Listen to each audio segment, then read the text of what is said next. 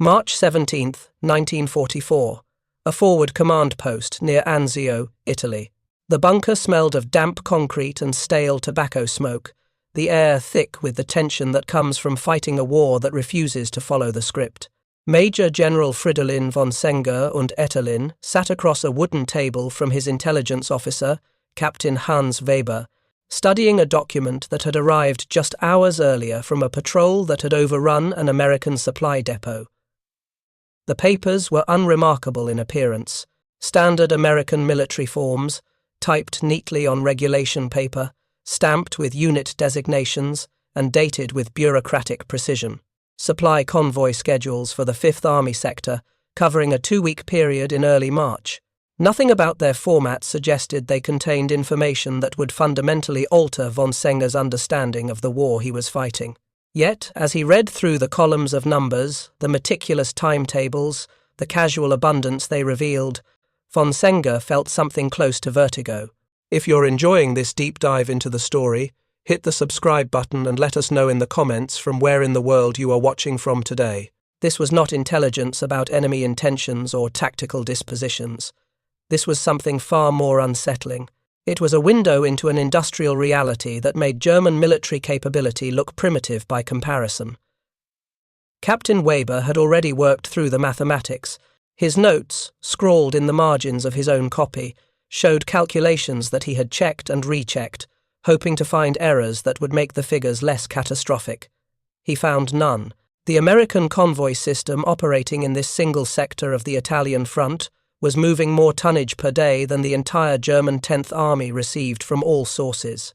Von Senger looked up from the documents, his aristocratic features betraying nothing, though his mind was racing through implications. "You have verified these figures?" His voice was calm, professional, the tone of a career officer confronting unwelcome intelligence. Weber nodded slowly. "I cross-referenced them with observation reports from our forward positions, prisoner interrogations, and aerial reconnaissance photographs. The schedules are authentic, Herr General. The Americans are actually operating at these scales. The schedules detailed convoy movements with remarkable precision. Convoy Alpha departed Naples at 0600 hours, carrying 400 tons of ammunition, arriving at forward supply point Baker at 1430 hours. Convoy Bravo departed at 0800 hours, carrying 600 tons of fuel and rations, arriving at supply point Charlie at 1600 hours. Convoy Delta, Convoy Echo, Convoy Foxtrot.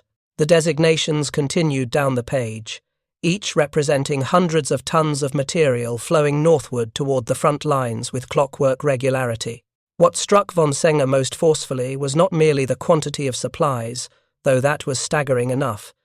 It was the casual confidence embedded in the schedules themselves.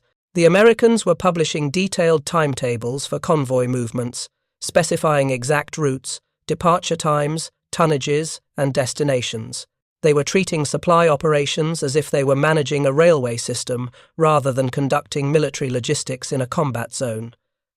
No German commander would dare publish such detailed schedules. German supply convoys moved irregularly, opportunistically, whenever fuel and vehicles could be assembled, and roads were judged safe enough for passage. The idea of running convoys on fixed timetables, regardless of tactical conditions, would have seemed absurdly reckless. Yet the Americans were doing exactly that, and apparently succeeding. Von Senger had commanded troops since the First World War. He had fought in France, Russia, and now Italy. He understood logistics as well as any German officer of his generation, which meant he understood them as constraints, as problems to be managed and minimized. Armies moved when supply permitted. Operations were planned around available fuel and ammunition. Logistics determined what was possible tactically, but these American schedules suggested a fundamentally different relationship between logistics and operations. The Americans were not planning operations around available supplies. They were ensuring supplies would be available to support whatever operations they chose to conduct. Logistics was not constraining their tactical options. It was enabling them. The journey toward this moment of terrible clarity had begun months earlier, though its roots stretched back to fundamental differences in how Germany and America approached the problem of military supply. The German army had entered the war with logistics systems designed for European warfare, campaigns measured in weeks or months, fought over relatively short distances with rail networks providing primary transportation. The Wehrmacht's logistics doctrine emphasized efficiency and economy. Supplies were calculated precisely, distributed carefully, consumed according to established norms. German quartermasters took pride in their ability to sustain operations with minimal waste, making every litre of fuel and every shell count. This approach had worked adequately in Poland, worked brilliantly in France, and worked acceptably during the early phases of the Russian campaign, when German forces were advancing and capturing enemy supply dumps. But by 1943, as the war shifted from mobile offence to grinding attrition, the limitations of German logistics became increasingly apparent. The Wehrmacht was fighting on multiple fronts simultaneously: Eastern Front, Mediterranean, Atlantic Wall, each demanding supplies that German industry could not provide in sufficient quantities. Rail networks in occupied territories had been damaged by combat and were inadequately maintained. Partisan attacks disrupted supply lines. Allied bombing targeted transportation infrastructure with increasing effectiveness. German logistics officers were performing miracles, simply maintaining minimal supply flows to frontline units. Fuel was rationed carefully. Ammunition was distributed based on expected consumption rates. Food supplies were supplemented through local requisitioning. Every ton of supplies that reached the front represented careful planning, difficult transportation, and good fortune in avoiding interdiction. The Americans, by contrast, had entered the war with no established logistics doctrine for overseas operations. They were improvising, learning, adapting as they went, but they brought to this improvisation something the Germans lacked entirely: surplus capacity. America had transportation networks, industrial production, and trained manpower, far exceeding immediate military requirements. American logistics was not about careful economy, it was about overwhelming abundance. Von Senger had first encountered American logistics capabilities during the Salerno landings in September 1943. German forces had nearly pushed the Allied beachhead back into the sea during the first days of fighting. Von Senger commanded elements of the 14th Panzer Corps that counterattacked against the landing beaches, coming within artillery range of Allied ships offshore. For several days, German tactical superiority seemed likely to achieve victory. American troops, many experiencing combat for the first time, fought with more courage than skill. German tanks and experienced infantry exploited gaps in Allied lines, threatened supply installations, captured prisoners and equipment. Von Senger believed his forces might actually defeat the landing. Then the American logistics machine engaged, and everything changed. Naval gunfire support increased to levels von Senger had never experienced. Battleships and cruisers firing hundreds of tons of shells daily in support of ground forces.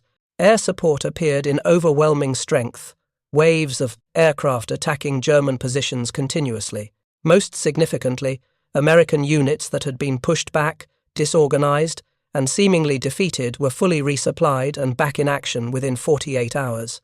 German forces that won tactical victories found they had accomplished nothing strategically.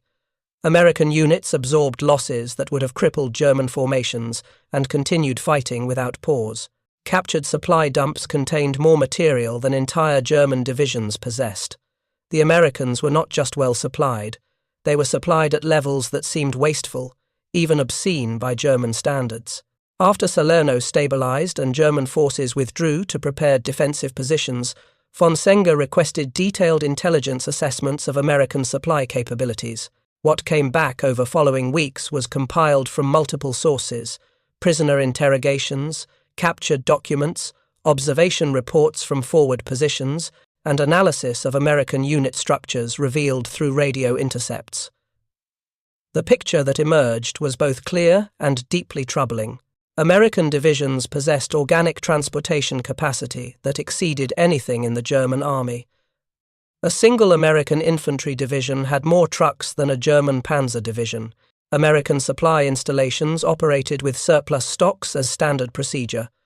Forward depots maintained reserve supplies sufficient for weeks of intensive combat. The Americans were not operating on carefully calculated logistics. They were operating with buffer stocks that absorbed uncertainties and allowed continuous operations, regardless of tactical setbacks. The convoy schedules captured near Anzio provided concrete details that transformed abstract assessments into visceral understanding. Von Senger studied the schedules with professional fascination, recognizing in their structure something fundamentally different from German logistics practice. Each convoy was identified by designation, composition, and destination. But more revealing were the supporting details. Convoy Alpha, 400 tons of ammunition, required 20 trucks, departed Naples on a 200-kilometer journey to forward supply points. The schedule listed not just departure and arrival times, but intermediate checkpoints every 50 kilometers with expected passage times. The Americans were tracking convoys with precision that assumed reliable communications, functioning vehicles, and secure routes. They were operating logistics as if managing a commercial transportation network rather than military supply under combat conditions. Most remarkably, the schedules showed convoys running every 2 hours throughout each day and continuing through the night. Von Senger calculated quickly. If each convoy averaged 400 tons, and convoys departed every 2 hours, that meant 12 convoys daily, delivering nearly 5,000 tons of supplies every 24 hours. And this was just one route in one sector. The Fifth Army operated multiple supply routes, running hundreds of convoys weekly, delivering tens of thousands of tons of ammunition, fuel, rations, spare parts, and equipment. German 10th Army, by comparison, received approximately 3,000 tons of supplies daily from all sources, rail, truck, and coastal shipping combined. The Americans were delivering more supplies through one convoy route than the entire German army in Italy received. The mathematical disparity was crushing, but numbers alone did not capture what most disturbed von Senger about these schedules. It was the operational philosophy they revealed. The Americans had designed their logistics system to operate independently of tactical conditions. Convoys ran on schedule regardless of weather, enemy action, or tactical situation. If a convoy was destroyed or delayed, another followed 2 hours later. German logistics could not function this way. German supply columns moved when conditions permitted, when fuel was available, when routes were deemed secure. If a supply column was destroyed, its cargo was simply lost. Replacement required assembling another column from limited transportation assets, loading it with supplies drawn from already inadequate stocks, and attempting delivery again when opportunity arose. The American system absorbed losses without disruption. Individual convoys could be destroyed without affecting overall supply flow. The system had redundancy built into its structure, surplus transportation capacity that made any single convoy expendable. This was not efficiency by German standards. It was wasteful redundancy, but it was also operationally invulnerable in ways German logistics could never match. Captain Weber had prepared additional analysis based on the convoy schedules. He estimated the Americans operated approximately 300 trucks dedicated solely to this one supply route. The vehicles made round trips every 2 days, running continuously except for maintenance. The fuel consumption alone for this transportation effort exceeded what German 10th Army received for all purposes. The Americans were burning more fuel to deliver supplies than German forces had available to conduct operations. They were using petroleum to move petroleum, gasoline consumed in transportation exceeding the total fuel supplies available to German armoured units. The mathematics of this made German logistics look medieval by comparison. Von Senger requested intelligence on American truck production. What came back several weeks later, compiled from prisoner interrogations and agent reports from neutral countries, was even more disturbing than the convoy schedules. America was producing approximately 50,000 military trucks monthly. Monthly production exceeded Germany's total military truck inventory. The Americans could lose every truck on the Italian convoy routes, every vehicle destroyed or captured, and replace them, entirely from less than 1 week of national production.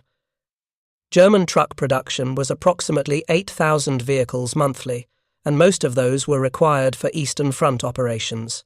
Italy received perhaps 500 replacement trucks monthly, barely enough to cover normal attrition from mechanical failures and combat losses. The implications were inescapable. America possessed transportation capacity that made logistics operations sustainable, regardless of losses. Germany was operating at the absolute limits of available transport, with every vehicle precious and irreplaceable. American convoys could absorb destruction that would cripple German supply lines and continue functioning without interruption. Von Senger shared these assessments with Field Marshal Albert Kesselring, German commander in Italy, during a meeting at headquarters in early April 1944. Kesselring was one of Germany's most capable field commanders, an optimist by temperament who believed tactical excellence could overcome material disadvantages. He listened to von Senger's presentation with increasing discomfort. "You are telling me they can simply overwhelm us with supplies," Kesselring said finally, "that regardless of how many convoys we destroy, more will follow." Von Senger nodded slowly. "The schedules show they operate with redundancy we cannot match, Herr Feldmarschall. They plan for losses and build replacement capacity into their system. We cannot interdict their logistics effectively because they have designed logistics to be uninterdictable." Kesselring walked to the map table, studying the blue arrows representing Allied positions. "We have been approaching this war as if it were 1940.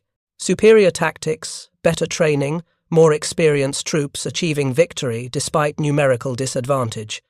He paused, his hand resting on the map. "But this is a different kind of war. Industrial capacity determines outcomes more than battlefield skill." The Theo Reppers conversation represented a fundamental shift in German strategic thinking among professional officers who understood what the numbers meant. Germany could continue winning tactical engagements, could demonstrate superior combat effectiveness, could inflict heavier casualties than it suffered. None of that mattered if the enemy could absorb losses indefinitely while German strength declined through attrition. The convoy schedules captured near Anzio were not unique. Throughout spring 1944, German intelligence collected similar documents from other theaters, each revealing the same pattern of overwhelming American logistics capacity, operating at scales German forces could not match or meaningfully interdict. Documents captured in France after small-scale raids showed American convoy operations in preparation for the anticipated invasion. The schedules revealed logistics planning far more extensive than Anzio, involving thousands of vehicles, hundreds of supply installations, and transportation networks designed to sustain armies measured in millions rather than thousands. German intelligence analysts studying these captured schedules understood they were seeing preparation for operations of unprecedented scale. The invasion of France, when it came, would be supported by logistics capacity that exceeded anything attempted in military history. German forces would face enemies who could sustain combat indefinitely through sheer material abundance.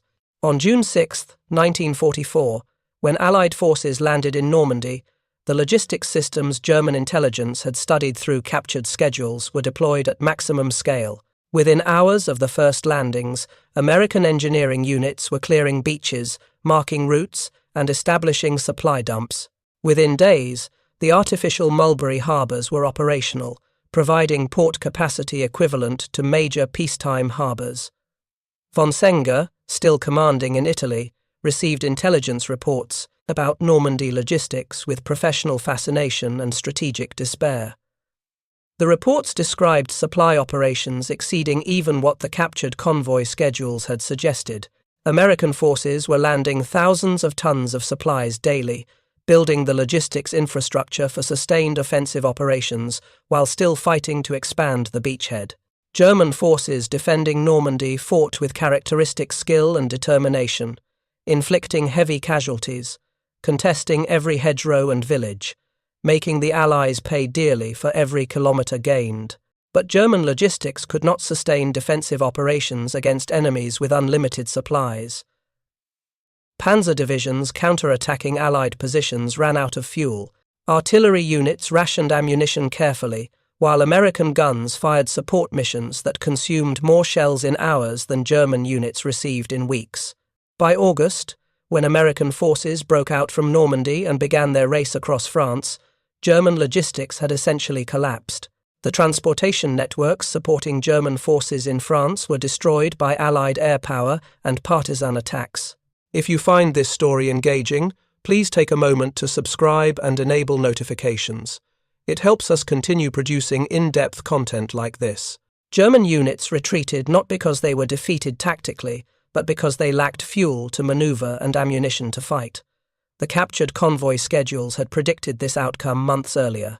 They had shown that American logistics was designed to sustain operations regardless of tactical setbacks, to absorb losses and continue functioning, to deliver supplies in quantities that made German interdiction efforts meaningless. German intelligence officers who studied those schedules understood what was coming. They tried to warn their superiors. Their warnings were noted, filed, and largely ignored. Von Senger survived the war and would later write in his memoirs about the moment he first studied those American convoy schedules near Anzio. He described it as the day he understood Germany had lost the war, not through any dramatic defeat, but through simple mathematical certainty. The Americans had built a logistics system that could not be defeated through tactical excellence because it was not vulnerable to tactical action. The German army could destroy individual convoys, could inflict casualties, could win battles, but they could not stop the flow of American supplies any more than they could stop rivers from flowing downhill. The logistics machine would continue operating, delivering overwhelming material superiority to Allied forces until German resistance collapsed through sheer exhaustion. By autumn 1944, as von Senger's forces withdrew northward through Italy under constant pressure, the truth revealed in those captured convoy schedules was undeniable. Every German position eventually fell, not because defenders lacked courage or skill, but because they lacked ammunition, fuel, and replacements. Every German counterattack failed not because of poor planning, but because attacking forces ran out of supplies before achieving objectives. The Americans, by contrast, never stopped. Their logistics system delivered continuous flow of supplies that sustained offensive operations, regardless of casualties or setbacks.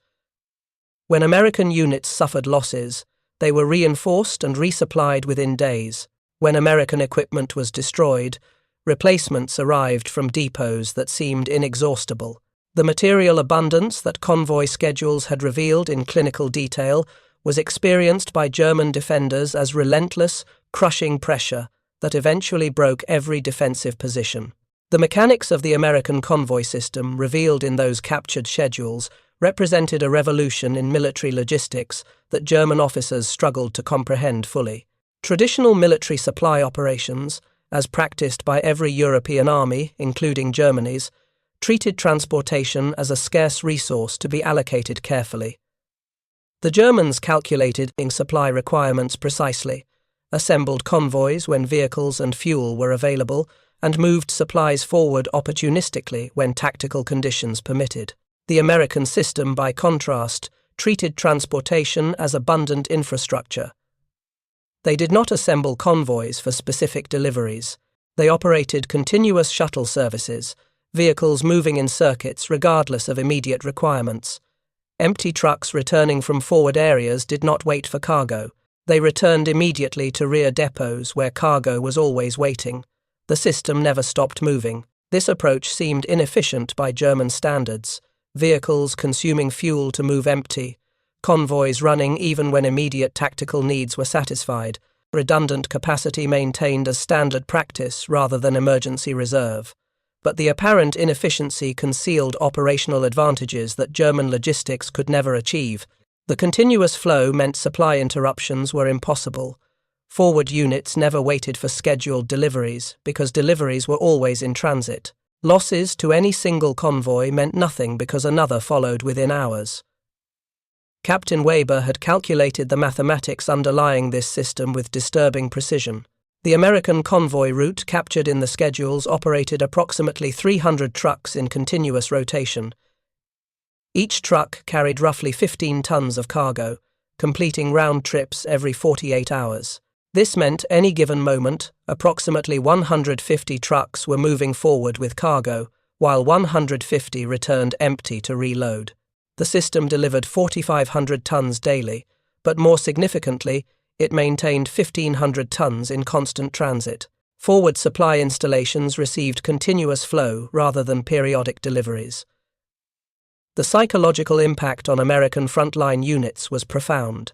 They never worried about supplies because supplies were always arriving. German units, by contrast, lived in constant awareness of supply limitations, rationing ammunition and fuel, because resupply was uncertain and irregular. The captured schedules also revealed sophisticated coordination between convoy operations and forward supply points. Each convoy carried predetermined cargo mixes: ammunition, fuel, rations, spare parts, and medical supplies in ratios calculated to match consumption patterns. Forward supply officers did not request specific items and wait for delivery. They received balanced loads continuously and redistributed according to immediate unit needs. This system eliminated the bottlenecks that plagued German logistics. German supply officers submitted requests for specific items, waited for approval, hoped transportation was available, and often received deliveries weeks later, if at all. By the time supplies arrived, tactical needs had changed. Units requesting ammunition might desperately need fuel instead, but bureaucratic systems could not adapt quickly. The American continuous flow system was inherently flexible because forward supply officers always had diverse cargo arriving and could redistribute based on current rather than predicted needs. Von Senger recognized that defeating this logistics system was essentially impossible with available German resources. Interdicting convoys required either air superiority, which Germany had lost by 1944, or ground forces capable of reaching supply routes deep behind American lines, which German forces lacked strength to attempt. Even if interdiction succeeded occasionally, destroying individual convoys accomplished nothing strategically. The system absorbed losses and continued functioning. The only way to defeat American logistics would be destroying the source, the ports, depots, and transportation networks in rear areas far from the front lines. But those targets were heavily defended, required strategic bombing capabilities Germany no longer possessed, and were so numerous that destroying some merely shifted flow to others. The Americans had built redundancy into every level of their logistics system. In May 1944, von Senger received additional intelligence that placed the convoy schedules in broader context. German agents in neutral Portugal had obtained information about American shipping operations in the Mediterranean. The reports detailed port operations at Naples, Palermo, and other captured Italian harbours. The statistics were staggering and profoundly disturbing. Naples alone was handling 20,000 tons of cargo daily by spring 1944. The harbour, damaged during fighting and German demolitions, had been rebuilt by American engineers to capacity exceeding its pre-war commercial operations. Palermo handled another 8,000 tons daily. Minor ports contributed additional thousands. Total American port capacity in Italy exceeded 70,000 tons daily, though average operations ran approximately 40,000 tons because that was sufficient to support current forces. Von Senger compared these figures to German logistics capacity supporting 10th Army. German forces in Italy received approximately 3,000 tons daily from all sources: rail connections from northern Italy, coastal shipping from Genoa and other northern ports, and truck transport over mountain roads. The Americans were landing more supplies in one day than German forces received in 2 weeks. The disparity was not marginal. It was a difference in kind rather than degree. The intelligence reports also detailed American shiploading operations, revealing efficiency that German ports could not match. American cargo ships were unloaded in 36 to 48 hours, using coordinated crane operations, pre-positioned trucks, and systematic procedures. German ports, hampered by labor shortages, inadequate equipment, and constant air attack, required 5 to 7 days to unload equivalent vessels, assuming they arrived at all. American efficiency extended to every aspect of logistics operations. Cargo was palletized and containerized for rapid handling. Standardized packaging meant cargo could be loaded, transported, and unloaded without repacking. Color-coded marking systems allowed instant identification of cargo types. Trucks were pre-positioned at docks to receive cargo directly from ships without intermediate warehousing. The Germans, lacking such systematic procedures, relied on manual loading and unloading, individual crates handled by stevedores, cargo warehoused temporarily before transportation forward, multiple handlings that consumed time and labor. Each inefficiency was minor individually, but accumulated into massive disadvantage. The Americans could move supplies from ship to frontline unit in 72 hours. Germans required 2 weeks or more for equivalent movement, assuming uninterrupted operations. Von Senger brought this intelligence to Kesselring's attention during a conference in late May 1944. Other senior commanders were present, representing corps and divisions fighting in the Italian campaign. Kesselring had requested assessments of Allied capabilities as German forces prepared withdrawal to new defensive positions in northern Italy. Von Senger presented his analysis methodically, beginning with the captured convoy schedules and expanding to broader logistics infrastructure.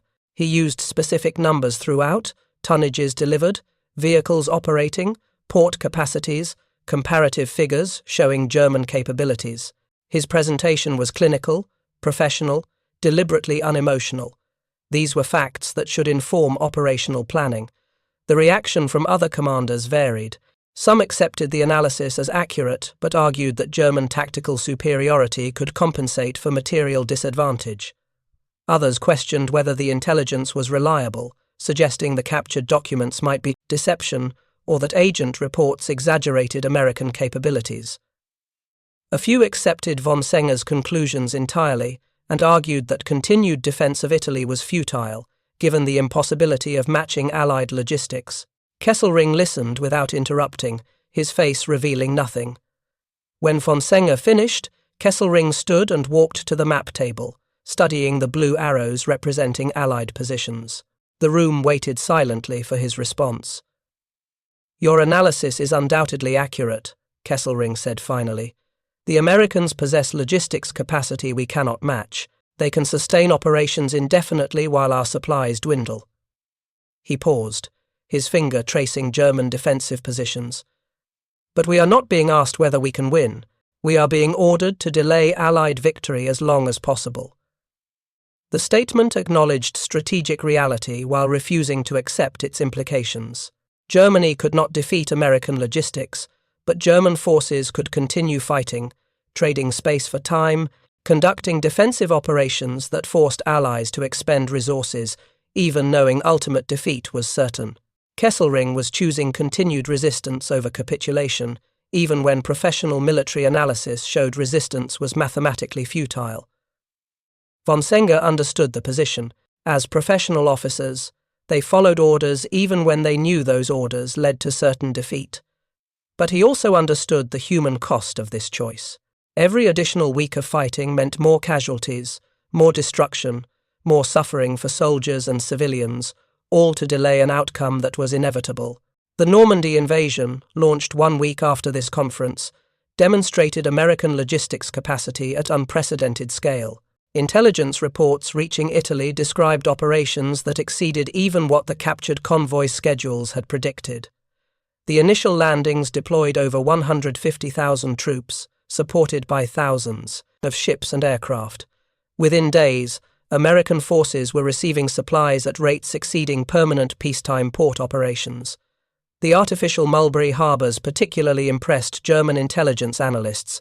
These were complete artificial ports, built in sections in England, towed across the English Channel, and assembled off the Normandy coast. Each Mulberry provided cargo handling capacity equivalent to Dover, Britain's major commercial port. They were designed specifically for the invasion, considered expendable, and demonstrated engineering and industrial capacity that Germany could not remotely match. Within the first week of operations, Allied forces landed over 320,000 troops and more than 50,000 vehicles in Normandy. Supply deliveries exceeded 20,000 tons daily, despite German resistance, poor weather, and tactical complications. By the end of June, supply flow had increased to 30,000 tons daily, sufficient to support offensive operations by multiple armies simultaneously.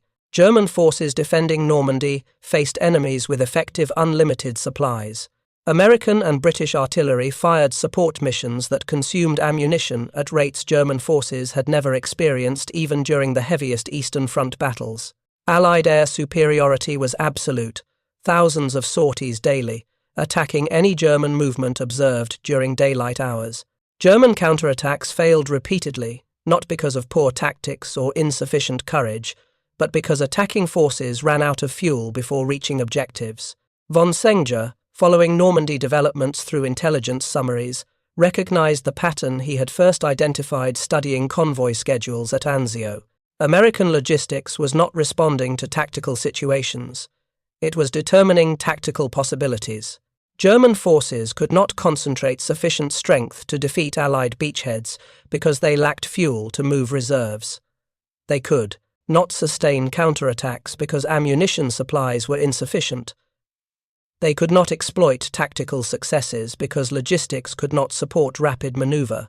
The Americans, by contrast, operated without logistics constraints. Their forces advanced when they chose to advance, supplied by the continuous flow system von Senger had studied in captured schedules. When weather grounded supply flights, truck convoys increased deliveries. When truck routes were congested, supply ships delivered cargo directly to forward beaches. The system had redundancy at every level, multiple methods to accomplish identical objectives, ensuring supply flow never stopped regardless of tactical complications or enemy action. By late July 1944, when American forces finally broke through German positions at Saint-Lô and began their race across France, German logistics had effectively collapsed. The transportation networks supporting German forces in France were systematically destroyed by Allied air power. Bridges were bombed, rail lines cut, truck columns strafed whenever they moved. German units were immobilized not by tactical defeat but by fuel exhaustion. The pursuit across France demonstrated American logistics at its most impressive and most devastating. General George Patton's Third Army advanced hundreds of kilometers in weeks, moving faster than German forces had advanced during their victories in 1940. But where German advances had been limited by logistics, requiring periodic pauses to allow supplies to catch up, Patton's advance was sustained by logistics systems designed specifically to support rapid movement. The Red Ball Express, a dedicated truck convoy network established to supply advancing armies, operated thousands of vehicles in continuous rotation between Normandy beaches and forward supply points. The system was essentially the convoy schedules von Senger had captured at Anzio, but scaled up by factor of 10 and operated across hundreds of kilometers. At peak operations, the Red Ball delivered 12,000 tons daily, more than German forces in France received from all sources weekly. German intelligence officers documenting the Red Ball Express operations understood they were witnessing something unprecedented in military history. The Americans had created mobile logistics capable of sustaining armies, advancing at speeds that should have made supply impossible. Every principle of military logistics that German Staff College taught suggested advancing forces would outrun their supplies, be forced to pause for resupply, and advance in a series of bounds rather than continuous movement. The Americans had invalidated these principles through sheer surplus capacity. Their trucks consumed enormous quantities of fuel simply transporting supplies forward, but they transported sufficient fuel that consumption for transportation was irrelevant. They suffered losses to accidents, mechanical failures, and occasional German attacks, but losses were meaningless because replacement vehicles arrived continuously from production that exceeded consumption regardless of attrition rates. Von Senger, commanding forces in Italy while monitoring events in France through intelligence summaries, recognized that his understanding from the captured convoy schedules had been incomplete. He had grasped that American logistics was abundant beyond German capability to match, but he had not fully appreciated that abundance would enable operational tempos impossible by European military standards. The Americans were not just well supplied. They had redesigned warfare around logistics abundance, creating operational methods that assumed unlimited supplies as foundation rather than constraint. By September 1944, American forces reached the German border. The advance finally paused, not because of German resistance, but because supply lines had stretched beyond even American logistics capacity. Patton's Third Army halted temporarily for lack of fuel, demonstrating that even American abundance had physical limits. But the pause lasted only days. Emergency supply operations delivered sufficient fuel to resume the advance within 72 hours. German intelligence calculated that tonnage delivered to Third Army by airlift during this emergency exceeded what German 10th Army in Italy received monthly from all sources. The Americans were using aircraft, expensive complex machines, to deliver routine supplies simply because it was faster than ground transportation. They had transportation capacity so excessive that they could afford operational inefficiency that would have been inconceivable to German logistics officers. The final German offensive of the war, the Ardennes counterattack in December 1944, was designed partly to capture American supply dumps because German forces lacked sufficient fuel to sustain operations through their own logistics. The operational plan explicitly stated that attacking forces would rely on captured American fuel to continue the advance. This dependency on enemy supplies was itself admission of complete German logistics failure. When the Ardennes offensive was defeated, the immediate tactical failure was less significant strategically than what the battle revealed about relative logistics capabilities. American forces that suffered heavy initial casualties were reinforced and fully resupplied within days. The 101st Airborne Division, surrounded at Bastogne, was sustained entirely by air supply, while ground relief forces fought through to them. German forces that initially advanced rapidly were immobilized within 2 weeks by fuel exhaustion and faced counter-attacking American armies stronger than before the offensive began. Von Senger was not involved in the Ardennes operation, but he studied intelligence reports with professional interest. The battle demonstrated conclusively what he had first understood studying the captured convoy schedules 10 months earlier. American logistics could absorb losses that would cripple any other military and continue functioning without interruption. German forces could win tactical engagements, could inflict casualties, could temporarily seize territory, but they could not stop the flow of American supplies, and without stopping that flow, they could not prevent eventual defeat. By spring 1945, as Allied armies closed on Germany from both east and west, German logistics had essentially ceased functioning. Fuel production had collapsed under sustained bombing of synthetic oil facilities. Transportation networks were destroyed. Supply depots were empty.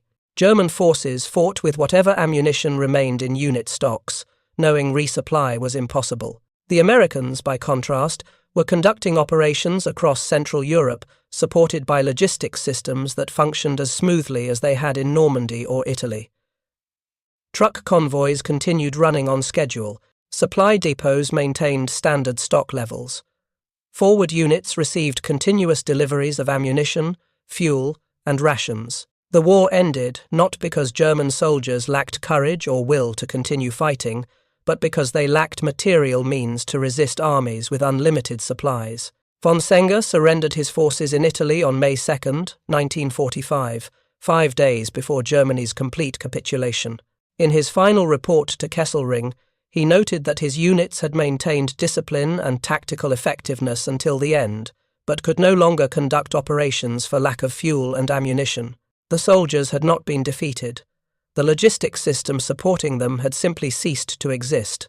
After the war, von Senger wrote extensively about his experiences in Italy, including his analysis of American logistics capabilities. In his memoir, Neither Fear Nor Hope, published in 1953, he described the moment he first studied captured American convoy schedules as a turning point in his understanding of modern warfare. He wrote that the schedules revealed a military philosophy fundamentally different from European tradition. European armies, von Senger wrote, had always treated logistics as a problem to be solved, a constraint to be managed through careful planning and efficient execution. The Americans had made logistics their primary weapon, building surplus capacity so overwhelming that supply problems simply disappeared. Where European armies planned operations around available supplies, American armies ensured supplies would be available for any operations they chose to conduct. This inversion of traditional military thinking, von Senger argued, represented the true revolution in warfare that World War II demonstrated. Victory in industrial total war between modern nations did not depend primarily on tactics, strategy, or battlefield courage, though all these mattered. Victory depended on logistics capacity, the ability to deliver overwhelming material superiority to fighting forces and sustain that superiority regardless of losses or setbacks. The convoy schedules captured near Anzio had shown this truth with mathematical precision. They documented a logistics system designed to operate continuously, absorb losses without interruption, and deliver supplies in quantities that made enemy interdiction meaningless. They represented not merely efficient military administration, but a different conception of how modern war should be fought. German military thinking, shaped by centuries of European warfare and refined through Prussian staff college traditions, emphasized operational art and tactical excellence. German officers studied Clausewitz and Moltke, learned to achieve victory through superior planning and execution, believed that professional military skill could overcome material disadvantages. This tradition had served Germany well in previous conflicts, where wars were decided by campaigns measured in months and fought with relatively modest industrial support. But World War II was different. It was industrial total war, where victory required not just military skill but industrial capacity to sustain years of combat across multiple theatres while replacing losses faster than they accumulated. Germany entered this war with military excellence but insufficient industrial base. America entered with massive industrial capacity and mediocre military capability. Over the course of the war, American industry enabled learning and improvement, while German excellence was ground down by attrition. The convoy schedules documented this industrial reality in mundane bureaucratic detail. They were not dramatic intelligence revealing enemy secrets or tactical innovations. They were routine administrative paperwork, showing how American military logistics functioned daily. Their significance lay not in what they revealed, but in what they represented, the vast industrial capacity that made such logistics possible, and the operational philosophy that employed abundance rather than economy as organizing principle. Von Senger's analysis of these schedules influenced post-war military thinking, particularly in the newly formed West German Bundeswehr.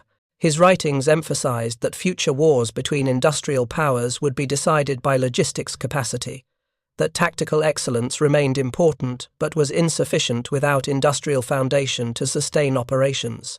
The lessons seemed obvious in retrospect, almost banal, but they had not been obvious to German leadership in 1943 or 1944 when professional officers were presenting evidence that victory was mathematically impossible. The tragedy, von Senger wrote in his later years, was not that Germany lost the war.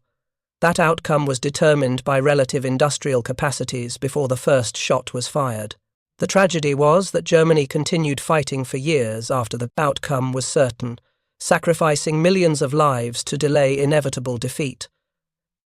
Professional military intelligence had documented German logistics inferiority clearly, captured convoy schedules, production statistics, prisoner interrogations, all told the same story of overwhelming American material superiority.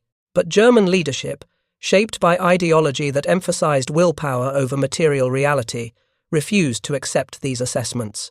They chose to believe that courage, tactical skill, and superior German character would overcome industrial disadvantages. They continued ordering offensives that exhausted remaining supplies without achieving objectives. They denied resources to defensive operations that might have prolonged resistance in favor of prestige projects that consumed scarce materials. They ignored professional military advice that contradicted their ideological preconceptions. The convoy schedules that von Senger studied in March 1944 represented evidence that should have informed strategic decisions. Germany faced an enemy whose logistics capacity exceeded German military capability to interdict or match. Continued resistance would only increase the magnitude of ultimate defeat without changing the outcome. This knowledge should have prompted diplomatic efforts to achieve negotiated settlement, while Germany still controlled significant territory and maintained bargaining position. Instead, Germany fought on for another 14 months, losing millions more soldiers and civilians, destroying its cities through continued resistance that invited Allied bombing, and ultimately achieving unconditional surrender on terms worse than any negotiated settlement could have been. The convoy schedules had predicted this outcome with mathematical precision. They showed that American logistics would sustain continuous Allied offensive operations until German resistance collapsed completely. In his final assessment, written decades after the war, Von Senger argued that the most important lesson from studying those captured convoy schedules was not military but political. Accurate intelligence is worthless if leadership refuses to accept unwelcome conclusions. Professional military analysis becomes irrelevant when decisions are based on ideology rather than evidence. Wars between industrial powers are economic contests decided by relative production capacity, and no amount of tactical brilliance can overcome fundamental material disadvantage. These lessons remained relevant long after World War II ended. The Cold War confrontation between NATO and Warsaw Pact forces revolved largely around logistics capacity, the ability to reinforce European theatre and sustain operations across thousands of kilometers. Later conflicts in Korea, Vietnam, and elsewhere demonstrated repeatedly that industrial capacity and logistics sophistication determined outcomes more reliably than battlefield courage or tactical skill. The convoy schedules that von Senger studied near Anzio in March 1944 were mundane documents, bureaucratic paperwork recording routine military logistics operations. They listed departure times, cargo tonnages, and destination points with administrative precision. Nothing about their format suggested they contained profound strategic insights, yet they documented a truth that determined the war's outcome more surely than any battle. America had built logistics capacity that could not be defeated through military action because it was designed to absorb losses and continue functioning regardless of tactical setbacks. German intelligence officers who studied these schedules understood what they meant. They calculated the mathematics, recognized the implications, and reported their conclusions to superiors. Their analysis was accurate, their warnings prescient, and their professional recommendations sound. But their work changed nothing because leadership chose fantasy over reality. The war continued until fantasy collapsed under the weight of material evidence too overwhelming to deny any longer. The final irony, von Senger noted, was that the convoy schedules were not secret. The Americans made no particular effort to conceal their logistics operations. They published detailed schedules, operated convoys openly, and conducted supply operations as if enemy intelligence did not matter. This was not arrogance or carelessness, it was confidence, born of overwhelming capacity. The Americans knew German forces lacked capability to meaningfully disrupt their logistics regardless of how much intelligence Germany obtained. The schedules were captured not through clever espionage or daring raids, but simply because they were so numerous and routine that some inevitably fell into German hands during normal combat operations. Their very abundance demonstrated American logistics capacity. An army that could afford to lose supply documents without operational impact possessed surplus that made intelligence irrelevant. Von Senger kept copies of those convoy schedules throughout the war, carrying them as reminder of what he had learned in March 1944. After surrender, he preserved them among his personal papers. They survive today in military archives, fading typewritten documents listing convoy designations and tonnages with bureaucratic precision. They look unremarkable, the mundane paperwork of military administration rather than dramatic intelligence revelations. But they documented a truth that changed military history. Modern war between industrial powers is decided by logistics capacity. The nation that can produce more supplies, transport them more efficiently, and deliver them more reliably will prevail regardless of tactical considerations. This principle was demonstrated conclusively in World War II through the overwhelming logistics superiority that American convoy schedules represented in clinical administrative detail. The lesson remains relevant today. Technology changes, weapons systems evolve, tactics adapt to new conditions. But the fundamental truth endures. In prolonged conflict between industrial powers, logistics capacity determines victory. The convoy schedules captured near Anzio in March 1944 taught this lesson with mathematical precision to those willing to learn it. That the lesson was ignored by those with power to act on it represents one of the war's great tragedies. Understanding came too late to prevent catastrophe, but not too late to inform future generations about the decisive importance of logistics in modern warfare. Thank you for watching. For more detailed historical breakdowns, check out the other videos on your screen now, and don't forget to subscribe.